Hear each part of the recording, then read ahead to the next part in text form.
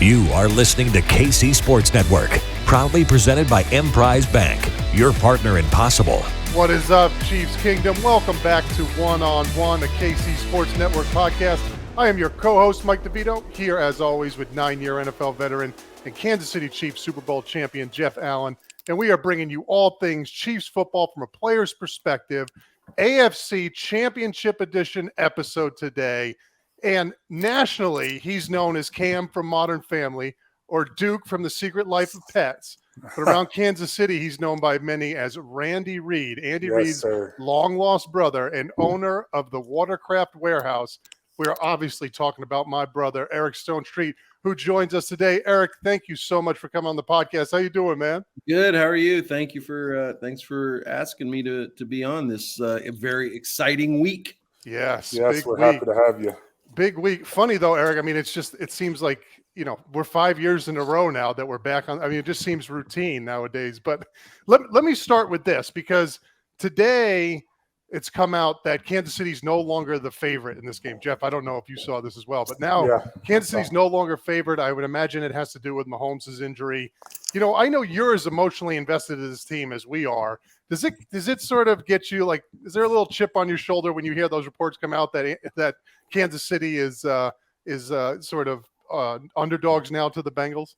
No, I mean I'm fine being put in that position. I liken Patrick to a little bit of how Michael Jordan was. I think Patrick puts himself in situations to overachieve, and whether it's an injury or being an underdog, it's fine with him. I mean the Bengals have our number right now, so and they're playing really good. I mean, they didn't just beat the Bills; they handled the Bills, and I think they have the right to be the favorite going into this game, given Patrick's injury and given how good a football they're playing right now. So I'm fine with it.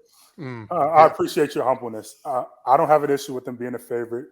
My personal issue is the way the media sided with the Bengals. It's like they're expected to dominate, and it's just a throw it in the bag, they got this win type of game. And that's really disrespectful. It's at Arrowhead. There's 3 wins with a combined total of 9 points, 3 points each victory for the Bengals. 2 of those games we gave to them, in my opinion. It's going to be a great football game, 2 great football teams, but I feel it's disrespectful in the way they're talking about the matchup. The Bengals, I will say, have a very speedy amount of confidence in general, not just with the Kansas City Chiefs. I told Rich Eisen before that, we experienced with Modern Family, like we were on and we were the shiny new thing, and then we won a bunch of Emmys and kept winning Emmys, and then all of a sudden nobody wanted to talk about us anymore because we were the old thing and they wanted something new. And that's what we do, is what our nature is to move on to the new shiny thing. And I definitely think the NFL and pundits were in a hurry to move on to Josh Allen, to move on to Joe Burrow, to move on to forgetting the Chargers court, Justin Herbert. So I don't know what it is about Patrick. I think he's so good, people just want to move on and don't want to keep giving him the credit he deserves. Now, I heard people this week talking about that he deserves everything he's getting because he's that good. But it annoyed me so much last year how quickly everyone was ready to just go on to Joe and Josh. It's irritating. I'm a huge Patrick Mahomes fan. If you follow me on Twitter, you know that.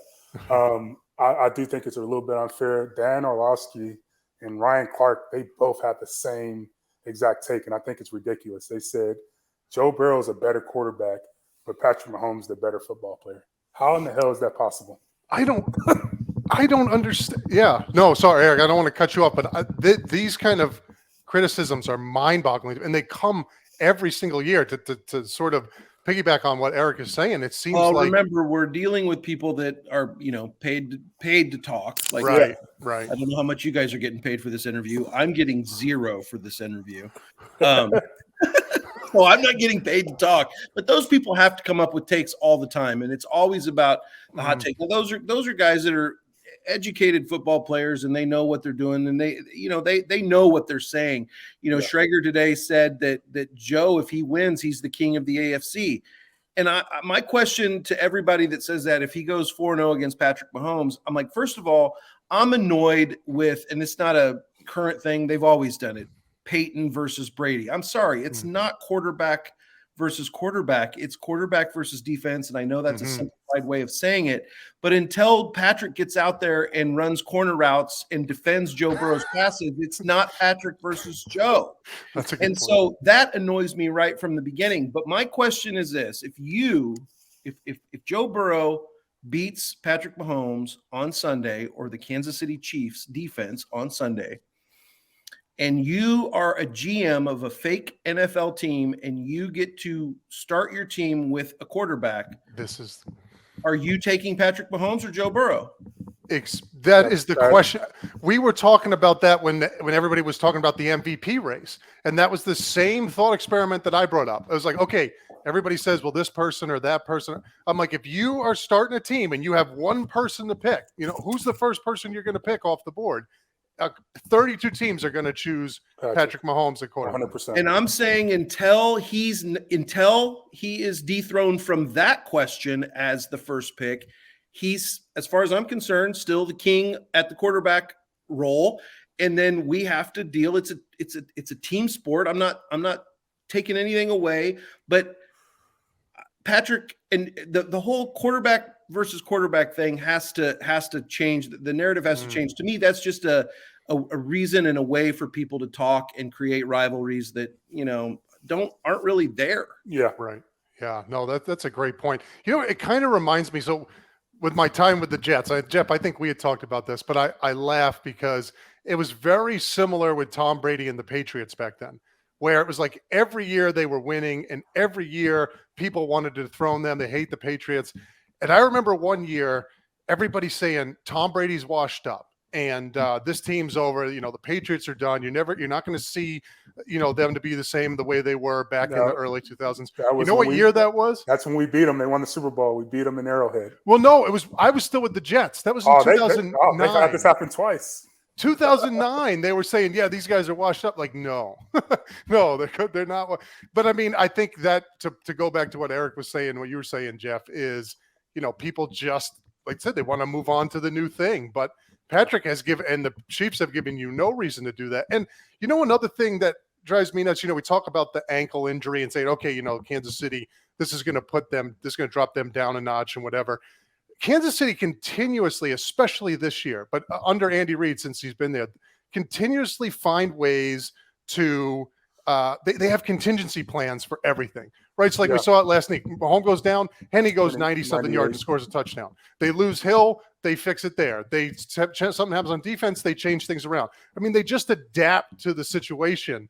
And it's like now all of a sudden, because, Patrick Mahomes isn't 100%, it's like Kansas City lost everybody. It's like now they have nobody and there's no way they're going to win. It's just I don't get it. Eric, looking at this season, going back to sort of the beginning of the season, I brought up Tyreek Hill. Did you? What were your expectations going into this year? Because I know this hate has started from Kansas City all the way back, in training camp in the preseason. I mean, what were your expectations going into the season? Going to the Super Bowl. Yeah, I mean, so. That's the era we're in right now. I mean, my expectations were going to the Super Bowl. I mean, here's the thing. Jeff can speak to this, and some of the guys that I'm friends with can, say it very well. We need to, as fans, enjoy Andy Reid while we have him, because he is one of one. They broke the mold when they made Coach Reid. His focus and degree of preparation, like you were saying, is second to none. And, it just takes players being with Coach Reid and then not being with Coach Reid, or not being with Coach Reid and then being with Coach Reid, to understand, from what I understand, the difference is, right?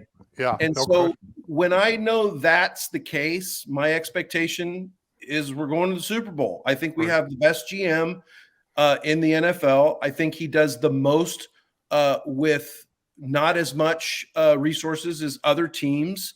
I think he is wickedly smart with the draft. His team is incredible. They know how to evaluate talent. I mean, all I need to say right now, on how great Brett Veach is the number 19 KT Kadarius Toney.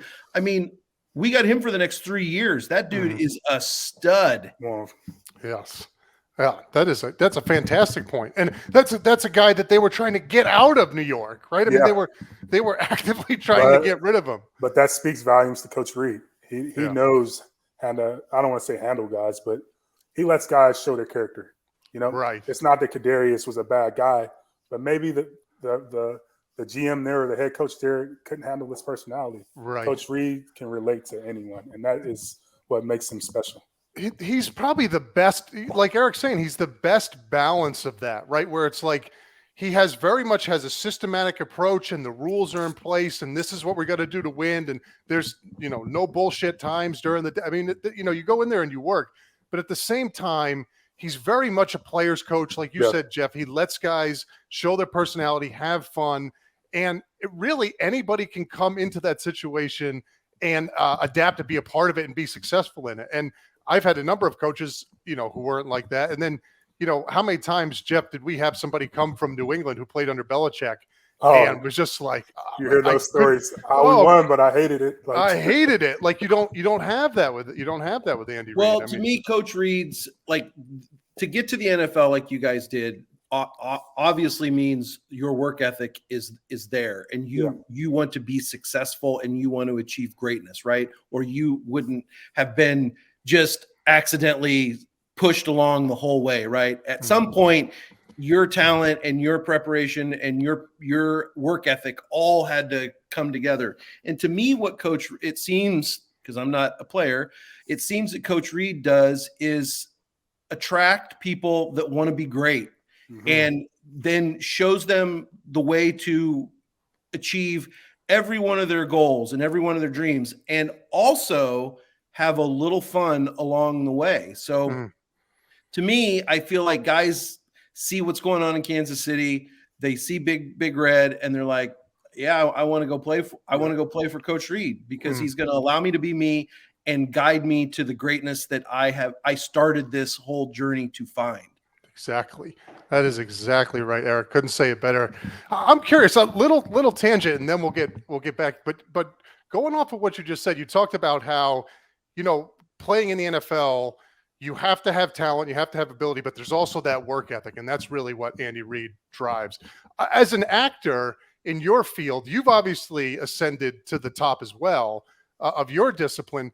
Are there actors and actresses who maybe you get frustrated with, who have the talent and have the ability, but just don't have that work ethic, right? Or is it one of those things like the NFL where eventually the rubber's going to meet the road and you have to work hard to get to the top? Or there's some people that can just skirt by on their talent and ability alone? Well, I mean, maybe once you've got some modicum of success, but the work ethic really comes from trying to get to the point where people know who you are in our business. Work ethic is going to every audition. The work ethic is preparing for every audition and not just sleeping in and missing them or not knowing your lines or things like that.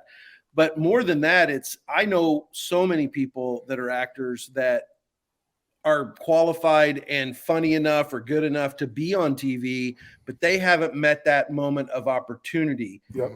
Versus the work ethic aspect, it's about that moment of luck, which I've never shied away from saying that, there is a degree of luck that I had in my career. But at that moment that luck happened, had I not been prepared, as 100%. It means nothing. The door cracked open and I, a former offensive lineman, busted through the door and I wanted to do everything I could to stay in that room. So, I always remember a story of a girl that worked at this place my friend did, and she was an actress, and I wasn't on TV on a regular basis. I was working regularly as a commercial actor and guest stars and things like that. But I was a person that a lot of people would come to and ask advice. And she did a showcase where a casting director came and thought she was really good. And afterwards said, I want to bring you in for this small part in a movie that Steven Spielberg's directing. And she had no agent. She had no representation. But here she met this moment, right? where her talent was recognized. And so she calls me for advice. And I just said, I hate to say it this way to you, but the only thing I can tell you is you have to be fantastic in that audition. Like, you have to knock it out of the park. I don't know what else to tell you, how else to tell you, but that casting director saw some ability and talent and thought you would be right for this moment. And so now you have to be right for this moment. Not perfect, right? But the best you can be in that moment, and then let the chips fall where they may. And it's so hard to imagine that it feels so out of your control, but it really comes back to like preparing the best you can to go in and deliver the best performance you can, because they're going to decide whether it's what they want or not. It's not like speed. It's like we were the fastest guy. That's not the same thing. It's an opinion, but you have to give the best performance you can give. And that's just the way it is all the time. I mean, I'm sure, I don't know, did you guys have to go try out for things like when different times in at the end of your careers? Or I got really lucky. I was an undrafted free agent from the University of Maine. So I came in from a small school, got the opportunity to try out for the Jets in 2007. And just like you said, Eric, I mean, I had to grind and work hard. The other thing that really helped me is, the guys that were on that defensive line in 2007 were, 12, 13, 14 years in the league. I mean, they were old. Those guys were old. And so who were some of the linemen then? Kimo von Oelhoffen, Bobby Hamilton, Sean Ellis. Oh, you know who was there? Eric Hicks was there. Oh, yeah. So Hicksy was there. He played a long time in Kansas City. But those guys were ancient. And so, like, I had to make the most of my opportunity, but I also had a massive amount of luck in the sense that, I was on a defensive line with guys who were clearly at the end of their career, and so they were looking to bring young guys in. I mean, did you have? I'm sure. Yeah, we all have those moments to get to success. But you call it luck. That luck was that opportunity, right? One of my mentors used to always say, "Success is when preparation meets opportunity." You never know when that moment's going to come. You never know when your opportunity is going to arrive or when you're going to get that chance. So you better be ready. Get ready so you don't be ready so you don't have to get ready. In a sense, I can remember in college. Back to high school, I wasn't highly recruited. I was a 2-star recruit. Didn't get a Division I scholarship until my senior season. It was only one, University of Illinois. I went down there mid-year, was out of shape, just didn't have the resources back in Chicago. I didn't have a weight room, so I had a lot of catching up to do. The entire spring, I struggled in spring ball. I was third on the depth chart, down on myself. But the entire time I never gave up because of the mentors I had back home, my mom, my coaches, my uncle. And we got to camp when all the other freshmen arrived, and I was ready. We had a freak accident happen where we had 3 offensive tackles get hurt in training camp. 2 were season-ending injuries, and 1 he was out for a few weeks, the guy that was the starter. They had no other options. They said, well, I guess we got to give Jeff a chance. Yeah. I guess we got to give this guy a chance. And all they could picture in their head was the kid that struggled all the spring ball, a little bit during the summer, but the entire time I was getting better. And I knew if I continued to work my ass off, I was going to get the opportunity. I thought I was going to redshirt that year. I thought I was going to redshirt, but I was preparing like I was going to play. And because of injury, I was inserted into the starting lineup as a true freshman and never let it go. And yeah, that was a little bit of luck, that many freak injuries happening, but I was prepared. Yeah, no doubt. I mean, Eric, we had William Fichter on the show, and I asked him a similar question, and he said very similar along the lines of what you're saying, which was, I talk to these young actors and young actresses, and they say, he says, well, what do you want? And they say, well, we want to be famous. That's the thing. We want to be famous. And he said, well, work at being a good actor like that or actress. Let that be your primary motivation.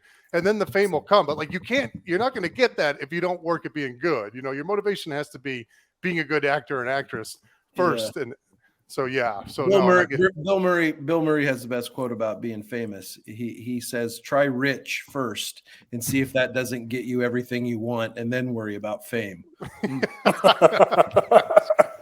That's a great one. I got to write that down. Yeah, it's really good. Oh man, that's a Facebook one right there. That's great. Yeah, it's a great quote. 4 NFL teams, 2 conference championship games, and only a few more shots to win big on the playoffs with DraftKings Sportsbook, unofficial sports betting partner of the NFL. Counting down to Super Bowl 57, new customers can bet just $5 and get $200 in free bets instantly. Not a new customer? You can feel the same conference championship thrills with stepped-up same-game parlays. Take your shot at an even bigger NFL payout and boost your winnings with each leg add up to 100%. I love the stepped-up same-game parlays. I know DraftKings loves me making the stepped-up same-game parlays. You always feel like you got a shot, and you always get the big wins. You get the big boost on their wonderful app that I just absolutely love. I think it's the best sportsbook app around. Can't beat it. It's very user-friendly. And here's what you got to do. You got to download that DraftKings Sportsbook app now and use code KCSN. New customers can bet $5 on the conference championships and get $200 in free bets instantly. Only at DraftKings Sportsbook with code KCSN. Minimum age and eligibility restrictions apply. See the show notes for details. What was I just going to say? I was going to say that I was going to compliment Jeff because every person that I know that's played with Jeff always tells me that they always refer to Jeff as, oh, well, that's my guy. That's my guy. So, what made me think of that is thinking about how different acting is that my opportunity didn't come because the guy playing Cam went down with an ACL, right? Yeah, right. That doesn't happen in our business. And I always think about how you guys have to deal with somebody younger, maybe a higher draft choice, maybe bigger, maybe faster, maybe built differently, coming in every year to take your job. And that's something as an actor that like I can't even remotely relate to, of showing up after season 6 and coming in and being like, hey, did you see they're bringing in some new cams? It's my role, though. It's every Tuesday. They're trying them out. But hold on. No. I didn't say okay to this. Where's Beach? Hey, listen. Episode 3, you missed the line. Yeah. But what I've always noticed with all these dudes, and mostly offensive linemen that I've gotten to know, is for the most part how you're all in it kind of together, right? Yeah. You've all are willing to help each other, and help each other understand, and how also quickly you can evaluate if the dude's got a shot or not, and how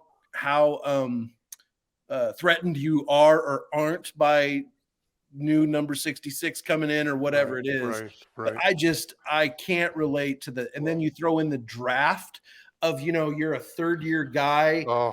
And then you're watching the draft, and here are the Kansas City Chiefs take an offensive guard, and you're just like, oh man, this is an opportunity for me to give someone roses.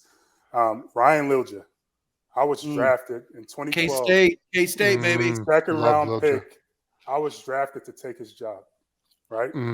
He could have not took me under his wing. He could have treated me like crap. He could have sabotaged me. But that guy was one of the driving forces in my career. He took me right under his wing. He gave me all the knowledge that he had, and gave me an opportunity. Now, I didn't start out the season. He beat me out going into the season because that's the type of guy he was. But when I got my opportunity because of injury again, I was prepared because a guy like Ryan wasn't threatened by me. He was willing to give me that time and pour it into me. And that's the reason why I did the same thing in my career, because of that experience. And I thank him for that. Yeah. Well, what's so cool about that and what you said is confidence. That's what leadership and being a badass is, right? Yeah. Is being confident in yourself and not threatened by other people because you believe in yourself enough to know that you're good enough, right? Right. So that's good leadership. I mean, getting other people on board and coaching them up and loving them up or whatever it is without being threatened. That is the definition of a true leader. That makes me so happy to hear that. I mean, that's a K-State guy. I love that. Oh, and Jeff, you live that out, man. You live that out every day. Yeah, no doubt. That was definitely who you were. We're hitting on another thing too, and I will get back to the Chiefs, Eric, I promise. But just real quick, one thing we've talked about a lot on this show, especially, Jeff and I being former players. Jeff was recently in a documentary where they sort of trace the lives of different former players after retiring. one of the most difficult things is what we're talking about here, and that's that brotherhood, that locker room, that willing to put your life out there and help others and be take care of those other guys, even the guys in the locker room that try to take your job. We recognize how important the fraternity is. And as we were getting ready for this interview, I wanted to ask you about Modern Family, and I know it's a little bit different because you're continuing to act and do all the things that you're doing. I'm on TV tonight, by the way. Oh, what was it? Tell me, Eric. I know the name of the show too. It's American Auto. I had forgotten it was on until this morning, and I saw something else. I went back and shot 2 episodes of this show that it's on NBC tonight. I don't know when this airs, but so whatever. Okay. Oh, okay. Well, we should get it. We'll tell Jordan to get it out right away then. No.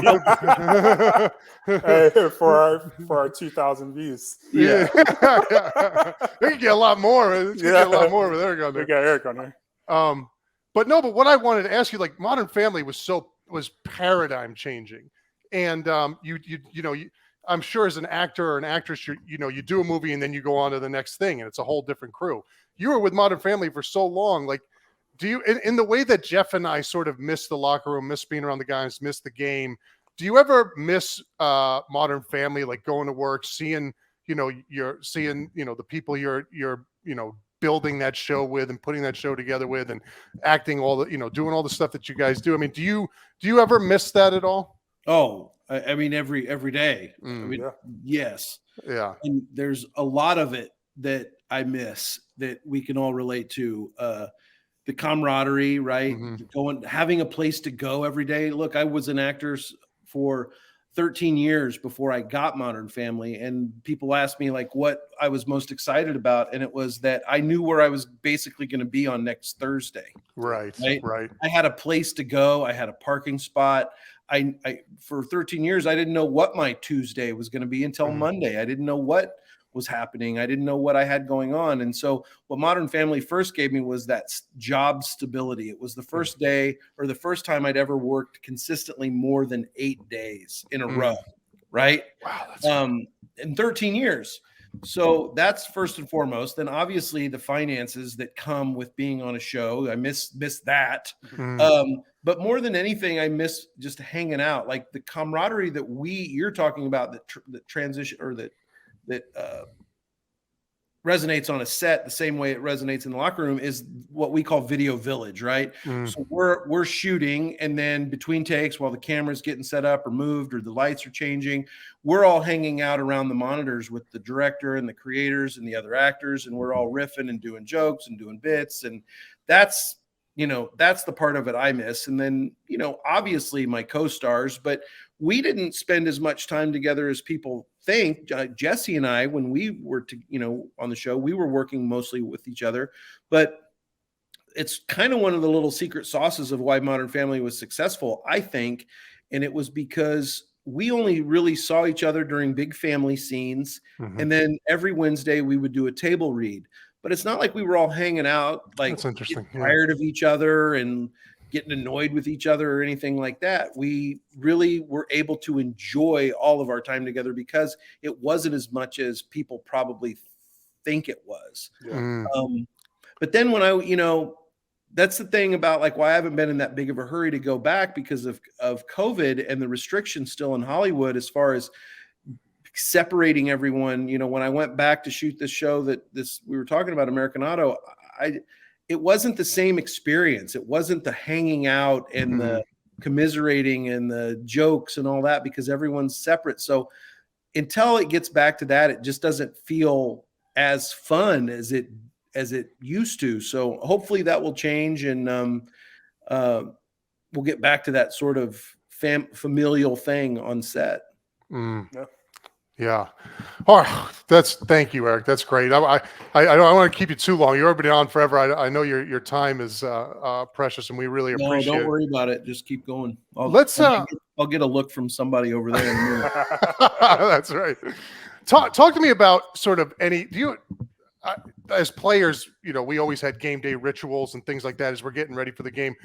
What is it like watching a Chiefs game with Eric Stonestreet on Sunday? I mean, any rituals, any foods, what do you got for it? It's awesome. You were there? Okay, okay. I've had the pleasure to do that, man. You know, I felt like a high roller for a day. Well, here's what it's felt like different ways, different times in my life. You know, when I was a kid, I had season tickets at Arrowhead, and I'd get there. I just told this story the other day. This is a great example. So I drove in from Manhattan, Kansas. It was Green Bay versus Kansas City Monday Night Football. I drove in from Manhattan. I took my mom to the game with me. We get in my car. We drive into Kansas City, Kansas, jump on a Metro bus that takes us to Arrowhead. And as we're pulling into the parking lot, my mom says, "You're going to kill me." And I said, "What?" She said, "I forgot the tickets at home." Oh, man. Oh, my God. And this, this is obviously like 1993, 4, something like that. And I'm like, okay. So we get to Arrowhead, and I asked the bus coordinator, like, here's the situation. He goes, "Up, just stay on the bus. The bus is going right back to where you came from." So we go back across Kansas City to Kansas City, Kansas. I get in my 85 Cutlass salon. I drive 25 minutes west to our house. I pick up the tickets. I get back in the car, drive back to the bus, get on a bus, go back to Arrowhead. And I still saw the opening line, the opening moments of the game, the pregame. My point to telling you all this is I get to the stadium like players get to the stadium. I'm there 2.5 hours early. I'm getting prepped. I'm getting fed. I'm getting watered. So my mom forgot the tickets, and we still made it with plenty of time to the game. So that has never changed. Let's see. The game is 5:30 Sunday. I will be there at 3:15. That means we will leave my house around 2:45, 3-ish to get there. I will get in. I will watch Patrick's warm up. He warms up right down in front of where I sit. I'll watch that. I'll wave at Porter, the one-armed coach. We always give him the one-arm wave back from our crow's nest up there. I'll get some chips and jalapenos, and I'll just watch warm-ups. I just love Arrowhead is truly one of my happy places in this world. I love going there. I love watching the stadium fill up. That's changed in the last 3 years because when we got Patrick and I started to become friends with Brett, he's like, "You're not going to want to miss a game. This is going to be great for the foreseeable future."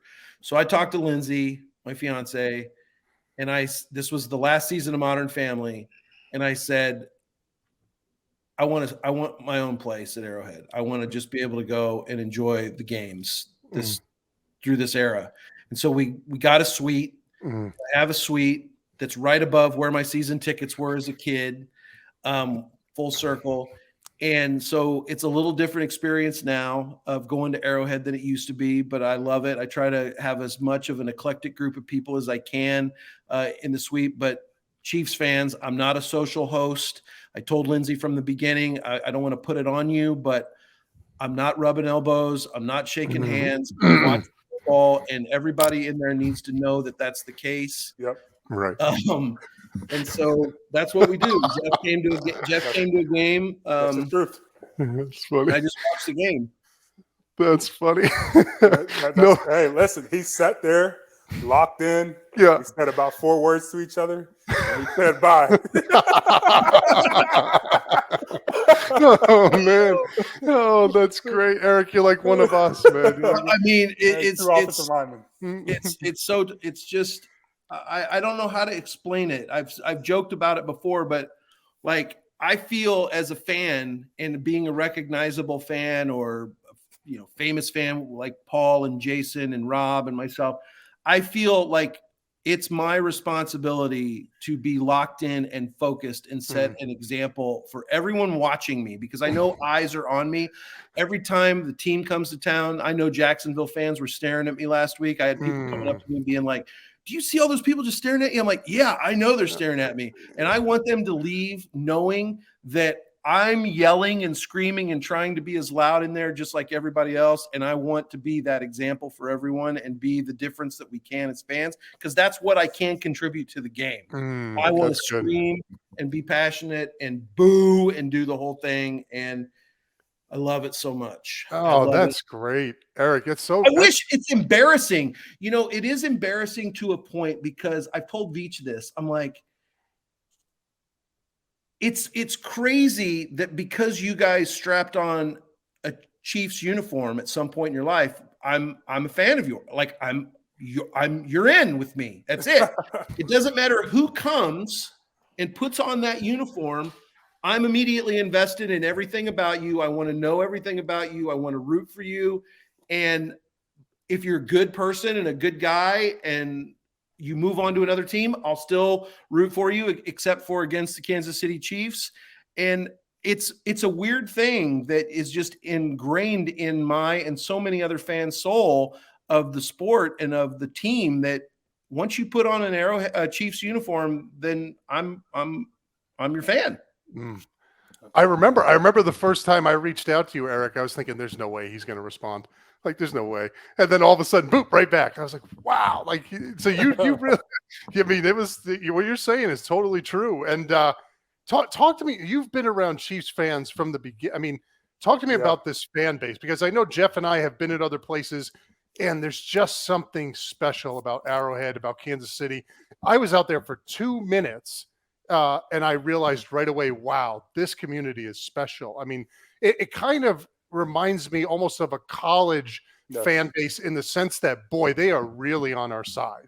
Like this community really has our back. I mean, talk to me. Has it always been like that, Eric? And is that how your experience with it? Yeah, I mean, ever since I can remember, I became a fan of the Kansas City Chiefs when obviously I was able to understand what I was rooting for, football. And so I'm like 10, 11 years old, and I had a Jack Rudney card, who was a center for the Kansas City Chiefs. And I love that. And then I was at Indian Springs Mall, shopping mall, and Joe Delaney and JJ Burden and JT Smith. No, it was Joe Delaney and JT Smith were signing autographs outside of a jewelry store. And I got their autographs. I still have that Joe Delaney card to this day. But that's what locked me in, right? Was like, okay, this is my team. This is who I root for. Then I became a fan of the sport, greatest sport, right? And got season tickets when I was in high school. I tricked my dad into getting them for me by telling him, well, it's a no alcohol section, so maybe that would be like, believe it or not, that they had that back then. And so he got me season tickets. And yeah, I just think,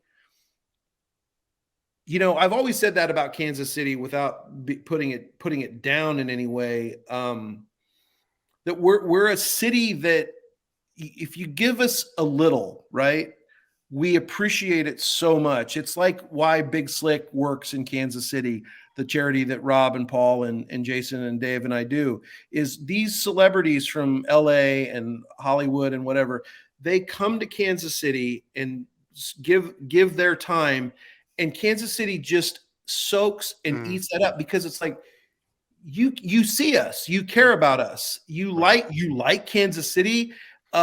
And I think there's just that love for our city. You know, that sweatshirt you're wearing, I can't tell you how many times I'm in an airport and I see somebody wearing a similar sweatshirt, and they say that Kansas City is the only city where people dress like tourists of their own city. On Kansas City. That's pride, baby. Oh, that's great.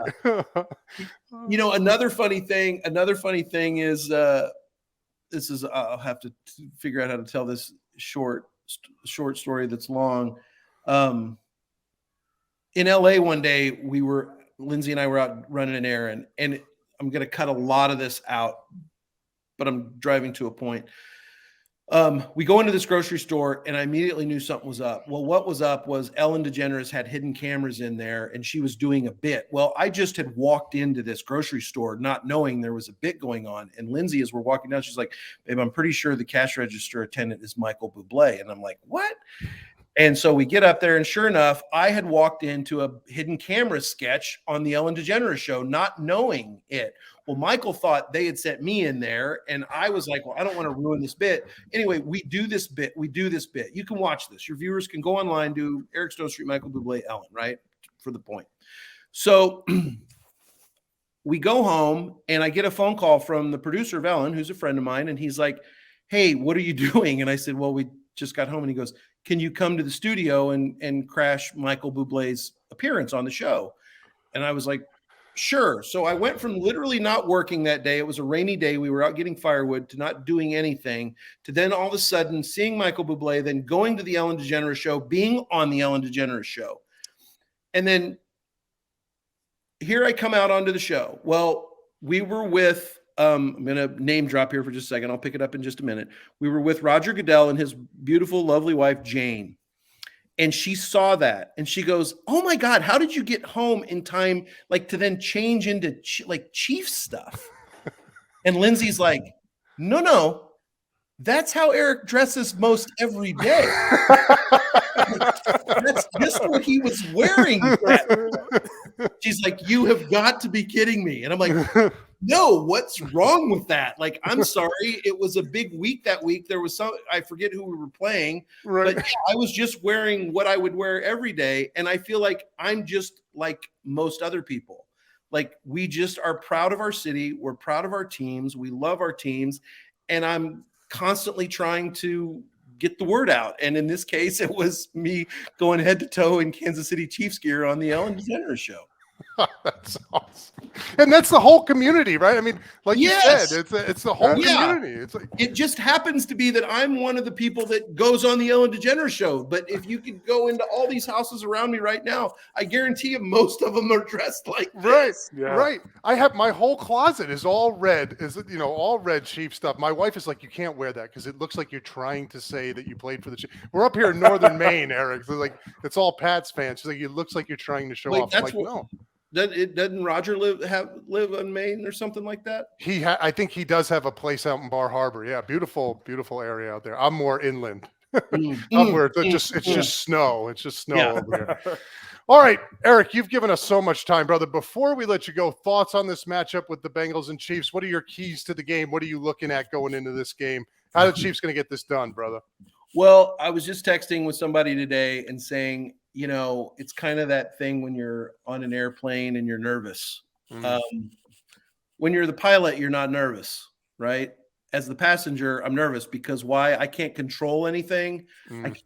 I don't know really what's going on up there in the cockpit. I got to fly in the cockpit one time on a commercial flight when we were shooting in Jackson Hole, Wyoming, and I couldn't believe how relaxed the pilots were taking off out of LAX once we got up in the air, and it really did so much for my anxiety of flying. And so I think if I was sitting in Coach Reid's office right now and staying up till 4:00 in the morning with him, going over the game plan, I probably wouldn't feel as anxious because he's the pilot, right? He knows what's going on and he has answers for everything. And so in Coach, I trust. I don't think I would be remiss to say that I'm nervous about Patrick's ankle, but I truly believe he is not of this human species. He is made mostly of rubber, and there's been. I think it's his training, obviously, with the Chiefs and with Bobby. And I think there's something that his bones and ligaments and tendons can do that other players can't, that is God-given and curated. So I know if anybody can do it, it is our quarterback, Patrick, and his competitiveness is unrivaled. I think our D-line, Frank, he hits it at the right time. Pressures have been great. Mike Dana gets no credit for anything, but I think he's played, great this season. Colin, I love Colin Saunders. I think he's just a dog. I love his. I just love how he is. I wish he would put down the phone sometimes on Twitter. Yeah. I'm kind of like, I feel like such an old man when I see some of these guys tweeting. I'm just like, man, I love it, but also like, all right, you don't really want to do that. But But I love him. I've loved him from the beginning. Funny story, Veach invites me in to come watch tape after the season's over. And that year I was there and they were watching Colin Saunders do backflips and all that stuff. And he never tells me who they're going to draft, but based on my day, I was like, I think we're going to draft that dude. And we sure enough did. I think we're going to win, but I think we're going to win every game. Like, I don't know if they run the way they ran last week with P. Ryan and Joe Mixon. That's a problem. Yeah. But I feel like we can run like that if we just let our guys up front do it. Right. Yeah. I would say have confidence in knowing that Jeff Stradamus said we're going to win. Have confidence in that. Yeah. You are right. We're going to win the game. Have confidence in that. And then, as you spoke on, Patrick is out of this world. I don't know if our viewers and listeners understand the severity of a high ankle sprain, but the fact that he's done this before and has success the following week gives me more confidence. But with a high ankle sprain, you're better off breaking your ankle than having a high ankle sprain. Yeah. It's extremely. Have you ever had one, Mike? No, but I saw the injury. I would have retired. I've had two in my career. They're extremely painful. With one of them, I wasn't able to play the following week. I was able to gut through one of them, but I play a totally different position. And the fact that Patrick was able to finish that game and do the things that he did, and you go back to when he played, I forget who they played the following week, but he came off a high ankle sprain. Raiders. He threw for 400 yards. Yeah. Raiders. I mean, so this guy is out of this world. So have confidence, Eric. Don't get down. I'm not down. This is don't be nervous. I just get so anxious. I will be a nervous wreck. And here it has a lot to do with Eli Apple and those cocky guys on the team and all the stuff that they talk and smack. I cannot wait. It's been very silent on the Chiefs front from the players' perspective. And it needs to be. The fact that they're calling it Burrowhead or whatever they want to call it. All right, you're going to see it. I can't We used to do this all the time when I was with the Jets. I cannot wait. I cannot wait. The quiet before the storm. We used to. Here's one thing I'm looking for. Here's one thing I'm looking for, and maybe no, I guess nobody's going to care what I say. I feel like if there's a trick play from the Bengals early, that means that they're not as confident as they say they are. Right. Yeah. Just any kind of weird thing. I always notice that when there's a trick play, it feels like you're trying to take advantage early and get that weird score right off the bat because you need that weird score. Right. That makes sense. Yeah, get the momentum going in the right direction. Right. No, that's totally right. And here's the thing too. You talk about the run game, and I think just getting quickly into the specifics, Spags' defense can play the run. They know they have Mahomes. They know they have a sky-scoring offense. So when you watch these guys play, they're 100 miles an hour off the football because who cares if a team can run the ball? You got to score 50 points to hang with. But now the way the situation's played out, I guarantee you Spags is saying, hey, this could certainly be a game plan sort of move on their front. Keep the time of possession, get the football running. We saw they had success last week. Those guys will adjust their techniques, and I think they'll shut that run down. Eric, a score. Give us a prediction before we go. Hold on, I wanted to tell you one thing while we were talking about injury. I tore my meniscus on an episode of The Mentalist. That's as close as I have to a high ankle sprain in my. I was on an episode of The Mentalist and I got shot and I tore my meniscus getting killed on that show. How'd you do it? Was it like, did you fall? So what it was is I come at them with a knife and they come in with a gun and they shoot me and I do this and then drop out of frame. And I was dropping on my knees and I didn't have knee pads, but they had a pad down there for me. Well, I did it over and over again. And I think what happened is I just, I'm 200 whatever pounds, 60 pounds. And I just, all that weight coming down on my knees multiple times, bruised and tore my meniscus. But bros, I went on to shoot an episode of West Wing the next day. Beautiful. So, What's up? let's go. It's a former offensive lineman. Like, there's Warrior. no question. You could have filmed the whole season of Modern Family with that knee like that. Yeah. One episode of Modern Family, I had a gout. Oh, okay. I'll tell you this story real quick. So have you ever had gout?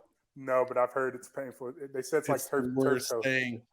It's the worst thing. I'm surprised more offensive linemen don't have that. They call it the rich man's disease only because back in the day, kings got it because they were the ones that were eating all the fine and rich foods and drinking the meat and the wine and eating the high protein. So it's hereditary. My grandma had it. I was diagnosed with it at 18 and it's managed. But if I'm not careful and eat the wrong things, I'll have a gout attack. And knock on wood, I haven't had one in a long time. Sorry, Roscoe. Come on in. Let's hear it. He heard the knock. It was just me. I was doing that. It's okay. So here for your viewers and for your own personal pleasure, you can go back and find this episode. It was the second time I was dressed in a cat suit on Modern Family. And it was when myself and my rival, senior, whatever his name was, Will Sasso, we were having a cat fight at the school. He was playing a cat as well. Now, here's the deal. I was having an extreme gout attack, and there's medicine for it. And they called the set doctor, and she got there, and they said, we can give you indomethacin, right? Which is a high dose of an anti-inflammatory. And there's another medicine called colchicine. And I said, yes, I know these medicines well. Now I'm in a cat suit and it's a leotard. So it zips up the back. It's a one-piece thing. And I got this, Ed, you can bring up the picture. And she said, the only problem with colchicine is it can give you explosive diarrhea. And I said, I'm gonna fight through this. I'm gonna pass on the colchicine because I am not gonna be in a situation where I shit myself in a unitard in front of all my coworkers and crew. Oh my God. So I fought through it. I battled through it, and you can watch that episode, and you can see me limping. There was a wrestling match we get into that I was scheduled to do, that he was scheduled to do, but I couldn't do it. So they had to bring in a stunt man that's dressed like me in the cat suit because I was in such pain from this gout because I couldn't take the colchicine because of the off shot of me having explosive diarrhea. So don't talk to me about high ankle sprains. Don't talk to me about forearms. Oh man, Joe Klecko, Joe Klecko, my ass. Right? That's right. Oh, that's great, Eric. Oh man, We could talk for days. I got a bunch of diarrhea stories, not on my end, but during games for some guys. So I'll leave that. We have to save those ones. Yeah, we'll have to save those ones. I can't imagine. I think it's going to be a tight game. Back to your question, I think it's going to.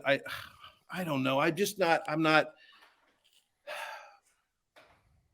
34-28 Kansas City. Yeah, that's good. I like that. That's good. That's a good. So score. Jeff Stradamus called the win. Eric gave us a score. We are ready to go, Chiefs Kingdom. Thank you for tuning in. Eric Stonestreet, thank you so much for being part of the show. We are incredibly grateful for everything, brother. Here we go. Let's go get this win, baby, and we'll be back next week with the Super Bowl edition. Getting ready because I know we're gonna get this win. Jeff called it. Sir. Nice. Here we go, baby. I hope so. See you guys. Thank you. Thank Go you for having us. Chiefs. Go Chiefs.